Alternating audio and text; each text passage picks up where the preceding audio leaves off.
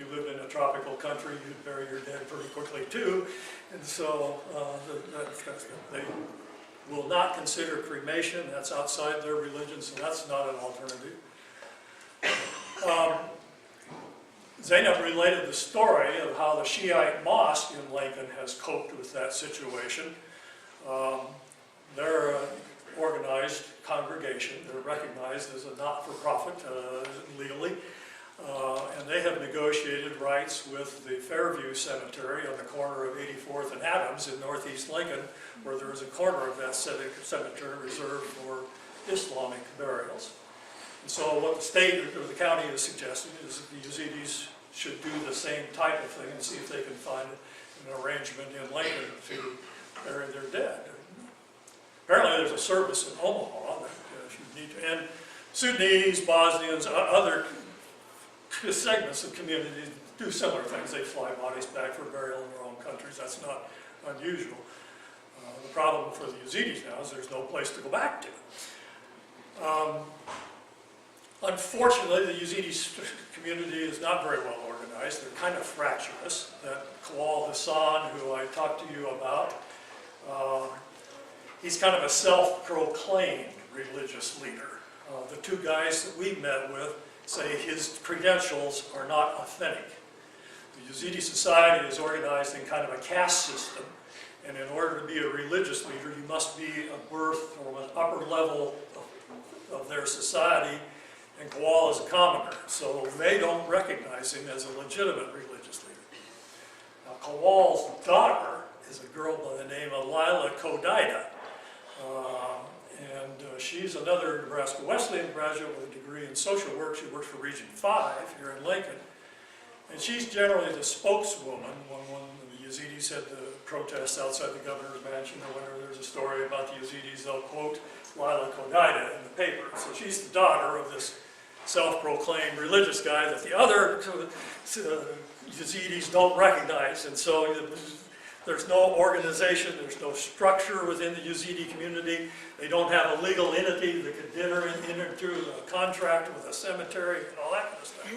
So Karen and Tom and Zainab and I were explaining the facts of life to these Yazidis, that in order to establish a burial place or to negotiate a similar type arrangement with a cemetery here in Lincoln, they need to get a not-for-profit Nebraska corporation, they need to get a 501c3 application, they need to file some bylaws, they need to elect a board, they need to get, then they can apply for grants, they can qualify for some federal refugee money. I mean, there's things they can do, but they've got to get their act together and they've got to learn how to cooperate. And so they're badly in need of mentors and counselors and people with experience on how to manage and organize and direct nonprofit activities.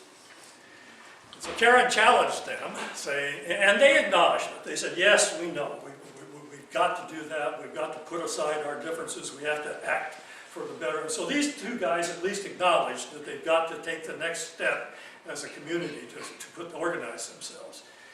And so Karen is hopeful. We're going to try to promote a meeting probably at the Salvation Army Center on North 27th Street and get all the elements of the Yazidi community together and see if we can get them to take the steps that would be necessary to form some sort of Yazidi organization similar to what the Korean have done, similar to what the other ethnic groups have done over time and that kind of stuff. And it's really the next step in growing as a community and learning how to exist and live in this society. And so if anybody has any kind of experience in nonprofit management or organization or would be willing to be a mentor to some Yazidi, or would you consider membership on a nonprofit board or something like that, come talk to me.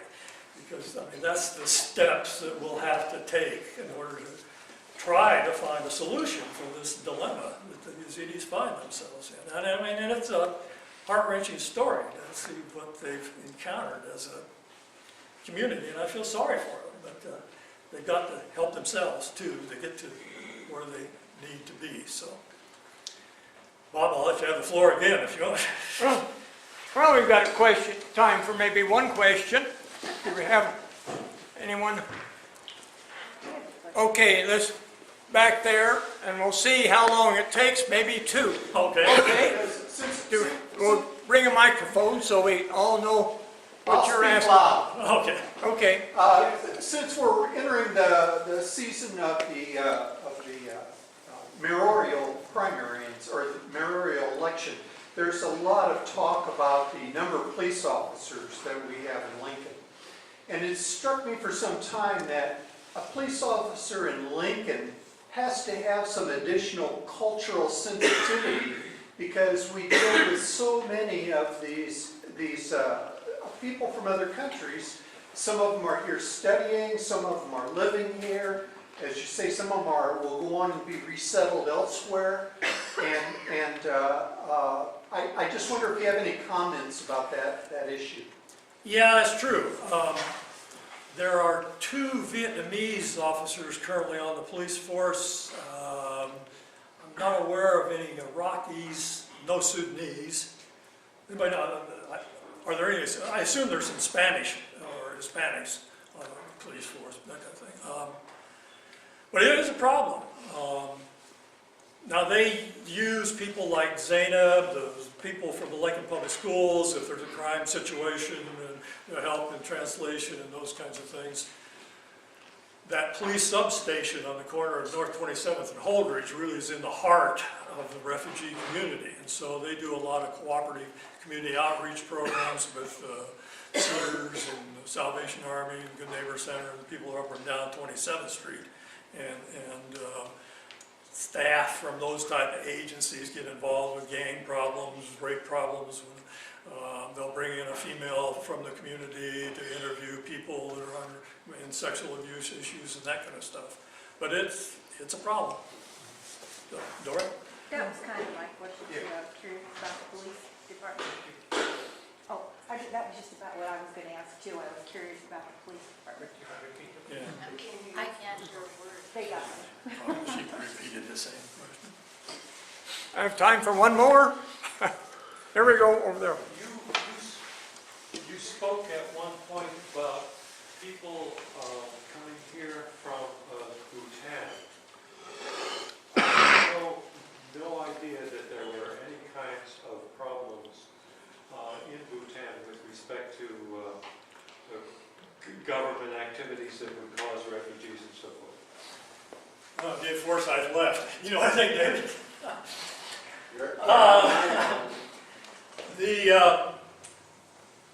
There are some Nepalese living in Bhutan that are persecuted and denied rights and education and those kinds of things. So some of them are actually originally Nepalese that have found themselves in Bhutan and are now moving. You're nodding your head.